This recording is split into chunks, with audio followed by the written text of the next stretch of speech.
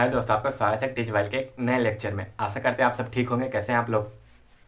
देखिए, हम लोग आज किसमें तो यूनिट 2 के लेक्चर 8 का पार्ट ई देखने जा रहे हैं। कितना तो पार्ट ही बहुत लंबा पार्ट चल गया नहीं।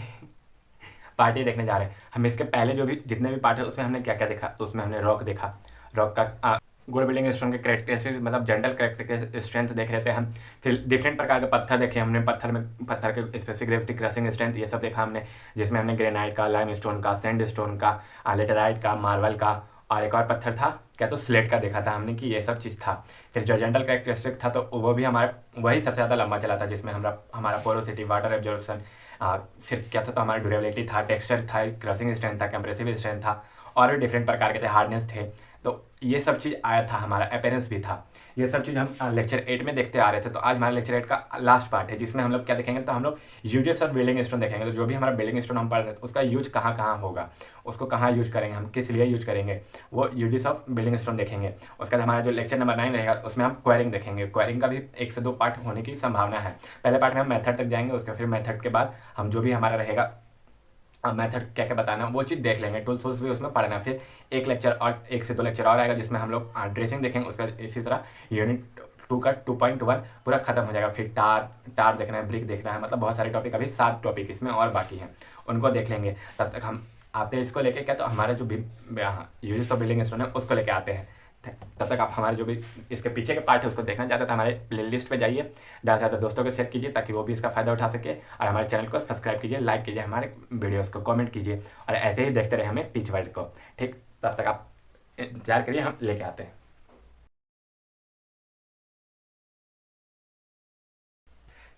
चलिए दोस्तों, आगे देख लेते हैं। जैसे कि अभी हमने आपको अभी थोड़ी देर पहले बताया कि हम इसमें मतलब कि जो भी स्टोन हम पढ़ चुके हैं, जो भी हमने अभी 6 स्टोन 7 स्टोन पढ़ा है, उन्हीं के यूजेस के बारे में बताएंगे कि उनका कैसे कैसे यूज़ कहाँ करें। तो उनमें भी यूजेस हमने लिखाए थे, यूज उनका कहाँ कहाँ था उन सभी में हमने लिखवाया था। लेकिन यहाँ पे हम थोड़ा सा और उनका यूज जान लेते हैं। जनरली अगर बाई चांस वहाँ पे यूज़ हमको समझ में नहीं तो ये वाला याद रहा तो यही लिख देंगे, हो सकता है ना ऐसा।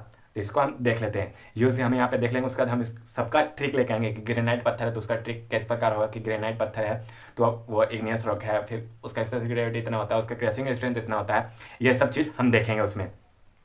उसी प्रकार स्लेट का देखेंगे, उसी प्रकार हम lime stone, sand stone, laterite पत्थर, इन सब चीज़ों का भी देख लेंगे। तो जब पहले हम इसको देख लेते हैं, उसके बाद यहाँ पे हमारा लेक्चर 8 पूरी तरह से फिनिश हो जाएगा। चलिए हम इसको देख लेते हैं। यूजेस ऑफ बिल्डिंग स्टोन, हमारा हेडिंग ही क्या है तो uses of building stone. Various uses are follow, निम्नलिखित है यहाँ पे, विभिन्न प्रकार के यूज यहाँ पे निम्नलिखित है। पहला फाइन ग्रेन ग्रेनाइट, मतलब वही छोटे दानों वाला जो ग्रेनाइट होगा वैसा stone, fine grain granite stone are used for heavy engineering working. Heavy यानी कि बहुत ज़्यादा जिसमें काम का जरूरत हो, जिसमें बहुत ज़्यादा लोड लगेगा, उसी को हैवी इंजीनियरिंग वर्क्स, जैसे कि हमारा ब्रिज बनाना हो, कहीं पे हमारा पुल को बनाना हो, कहीं हमारा रोड बनाना हो, कहीं पे हमारा डैम बनाना हो, कोई अच्छा इमारत बनाना हो जिसको हमारा मॉन्यूमेंट के रूप में जाने, जैसे ताजमहल हो गया, वहाँ पे इन सब पत्थरों का यूज किया गया होगा। मॉन्यूमेंट मतलब होता है धरोहर। सच एस बिल्डिंग, किसी प्रकार का बिल्डिंग हो, ब्रिज, डैम, मॉन्यूमेंट, मॉन्यूमेंट मतलब लिख लीजिएगा धरोहर।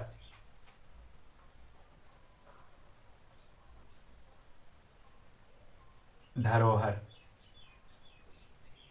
ठीक, किसी प्रकार का धरोहर हो। इन सब चीज़ों को बनाने में किसका तो फाइन ग्रेन ग्रेनाइट होगा ना, जो कि बहुत ज़्यादा लोड लेता है, उसको यूज़ करते हैं। फिर grain quartzite granite, quartzite and compacted sandstone जो होगा उसका यूज़ किसमें है तो मैसोनरी। मैसोनरी हमने आपको क्या समझाया तो वही जिसमें हम लोग सीमेंट मोटार का यूज़ करके एक स्ट्रक्चर बनाते हैं, उसी को मैसोनरी बोलते हैं। मतलब दीवार को बनाना ही मैसोनरी कहलाता है। Masonry work in industrial areas, मतलब इंडस्ट्रियल एरियाज में जो हम दीवार को बनाएंगे, रुकिए मार्कर लगता खत्म हो गया। इंडस्ट्रियल एरियाज में हम जो दीवार को बनाएंगे जो कि किसमें एक्सपोज खुला रहेगा, किसमें हमारा तो स्मोक और फ्यूम्स मतलब धूल और धुएं में खुला रहेगा, वहाँ पे जो हम मैसोनरी वर्क करते हैं इंडस्ट्रियल एरियाज में, वहाँ पे हम जनरली किसका तो ग्रेनाइट और क्वार्टराइज पत्थर का यूज करते हैं। मार्बल ग्रेनाइट एंड सैंडस्टोन जो भी रहता है हमारा, उसका यूज किसमें तो facing work of building. Facing work हमने आपको समझाया भी था कि मान के चलिए बिल्डिंग का सामने का हिस्सा है, सामने के हिस्से में जो भी पत्थर का काम करेंगे ना हम, उसी को फेसिंग कहा जाता है। फेसिंग वर्क यानी बिल्डिंग का सामने के हिस्से को हम फेसिंग कहते हैं, और उसमें जो पत्थर का काम करेंगे उसको फेसिंग वर्क ऑफ स्टोन कहते हैं। तो वही sandstone are used facing work of building, building के फेसिंग वर्क में काम करने के लिए इन किन किन पत्थरों का, तो मार्बल, ग्रेनाइट एंड सैंडस्टोन का उपयोग किया जाता है। Limestone and sandstone, limestone and sandstone are used for general building works, मतलब जो भी नॉर्मल बिल्डिंग में काम होता है ना उसके लिए यूज किया जाता है किसका, तो हम लाइमस्टोन और सैंडस्टोन का यूज करते हैं। इसी का यूज ना हमारे स्टेयर केस में था, हमारे फ्लोर में था, इसी का यूज था लाइमस्टोन और सैंडस्टोन का ही। फाइन ग्रेन ग्रेनाइट, देखिए यहाँ पे भी आ गया आप कौन सा, तो फाइन ग्रेन ग्रेनाइट। और साथ ही में हमारा कौन, तो marble, soft sandstone are used for carving, यानी कोई डिजाइन देने में, ऑर्नामेंटल यानी कि सजाने वाले वर्क में इन सब चीज़ों का यूज़ किया जाता है। किसका, तो फाइन ग्रेन ग्रेनाइट का, क्योंकि देखिए उसका कर्व बनेगा हल्का सा, कहीं सजाने के लिए बनाएगा तो उसको वहाँ पे पत्थर तो एकदम अच्छा लोड वहाँ पे ज़्यादा नहीं लेना चाहिए, क्योंकि उसमें देखिए बार बार अटैक करेंगे तो क्या पता वो टूट जाए।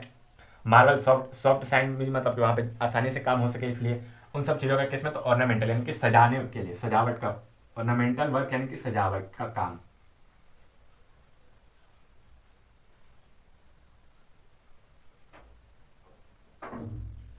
ऑर्नामेंटल वर्क यानी कि सजावट का काम में उसका उपयोग किया जाता है। कॉम्पैक्ट लाइमस्टोन एंड सैंडस्टोन, जो भी compact limestone and sandstone are used for fire resistant masonry, मतलब कि जो भी आग जहाँ पे लगने की संभावना होगी ना वहाँ पे हम कॉम्पैक्टेड लाइमस्टोन एंड सैंडस्टोन का उपयोग करेंगे। रेजिस्टेंट यानी कि विरोध,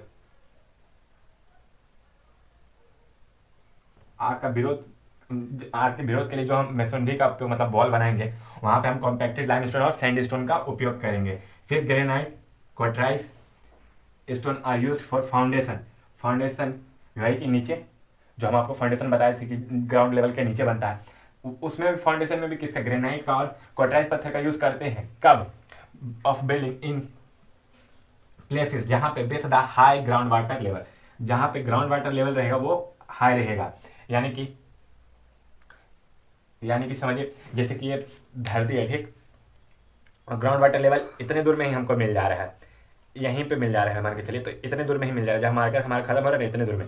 तो इसका देखिए, इसका पानी का लेवल भविष्य में हो सकता है थोड़ा सा ऊपर हो जाए, थोड़ा सा नीचे हो जाए, तो यहाँ का जो मिट्टी होगा वो तो ढीला होगा, मतलब वहाँ पे जो भी मिट्टी होगा उसमें तो पानी गया हुआ रहेगा ना, वो ढीला में ही हल्का रहेगा, टाइट तो रह नहीं सकता है। तो उसी की जगह पे हम लोग ग्रेनाइट और क्वार्ट्राइज पत्थर का यूज़ करते हैं, ताकि ज़्यादा से ज़्यादा जो बिल्डिंग का लोड आ रहा है इन्हीं पत्थर पे जाए और फिर सॉइल पे जाके डिस्ट्रीब्यूट हो, वरना तो फिर डायरेक्ट सॉइल पे चल जाएगा, डायरेक्ट ही सॉइल पे चल जाएगा, तो क्या पता वो जमीन पूरा धंस जाए, वहाँ पे पानी के कॉन्टेक्ट में आने के कारण वो पूरा बिल्डिंग ही खराब हो जाए। तो इसलिए फाउंडेशन में इन पत्थरों का भी उपयोग किया, क्योंकि बेदरिंग का अच्छे रेजिस्टेंस करते हैं, अच्छा रेजिस्टेंस करते हैं बेदरिंग का। आपके हमारा तो marble, slate, sandstone and granite stone are used for floor paving. Paving यानी कि ढकना होता है, जैसे कि देखिए हम फ्लोर में टाइल्स वाइल्स लगाए तो उसके ऊपर हम जो एक परत लगाएंगे ना उसी को हम पेविंग कहते हैं। तो उसमें कौन कौन सा marble, slate, sandstone and granite लगा हुआ रह सकता है। ऐसे हम देखिए, ये हम प्लास्टर किए, ठीक, एक लेयर प्लास्टर किया हम, मतलब वही कंक्रीट का ढाल के ऊपर से हम सीमेंट सेंड का एक लेयर चढ़ाएं, उसके बाद एक लेयर हम पत्थर का चढ़ाएं मार्बल का, तो उसी को कहते हैं पेविंग करना, यानी कि ढकने का काम जो करता है वहाँ पे ये करता है। तो हमारा ये देखिए यहाँ पे यूजेस यहीं पे खत्म होता है। उसके बाद हम ट्रिक लेके आते हैं सभी पत्थरों का, तब तक आप इसको नोट डाउन कीजिए। और हाँ, इसके पहले के पार्ट आप देखना चाहते हैं तो हमारे जो प्लेलिस्ट है हमारे जो चैनल पे building construction and building material का, उस पर जाके देख सकते हैं, सभी पार्ट उस पर उपलब्ध है। और लेक्चर 1 से लेकर लेक्चर 7 तक के भी सभी पार्ट उस पर उपलब्ध है। लेक्चर 9 जो हमारे आने वाले लेक्चर्स है वो भी उसी पर उपलब्ध रहेंगे, तो आप उस पर जाके देख सकते हैं। ज़्यादा ज़्यादा दोस्तों को शेयर कीजिए, लाइक करवाइए और सब्सक्राइब भी करवाइए, कमेंट कीजिए, और वीडियो अच्छा लग रहा है तो इसी प्रकार हमारे चैनल को भी देखते रहें। तब तक आप इसको नोट डाउन कीजिए। सॉरी दोस्तों, मतलब जो आप बता रहे थे ट्रिक, वो ट्रिक मतलब हम आपको नेक्स्ट पार्ट में, यानी कि इसके एफ में देंगे, लेक्चर 8 के एफ पार्ट में देंगे। सॉरी, कुछ कारण में सभी काम आ गए, इसलिए उस ट्रिक को हम इस वीडियो में नहीं अपने नेक्स्ट वीडियो में बताएंगे। इस वीडियो को हम यहीं पे समाप्त करते हैं। जो आप आज हमने जो देखा, यूजेस के बारे में देखा, डिफरेंट स्टोन के कहाँ कहाँ यूज़ होता है, कहाँ यूज़ नहीं होता, उन सबको देखा हमने। तो आज यहीं पे हम अपना वीडियो समाप्त करते हैं, उसको नेक्स्ट पार्ट में देख लेंगे ट्रिक को कभी और। जो हमारा पार्ट एफ आएगा उसको, या उसका सेपरेट वीडियो बना के आपको हम जो हमारा यूट्यूब चैनल पर उस पर चढ़ा देंगे। और हाँ, प्लीज़ हमारा जो ब्रिक्स का चल रहा है लेक्चर, उसको भी साथ साथ देखते चलिएगा आप लोग, ताकि आपको ज़्यादा से ज़्यादा जल्दी से जल्दी खत्म हो जाए सिलेबस।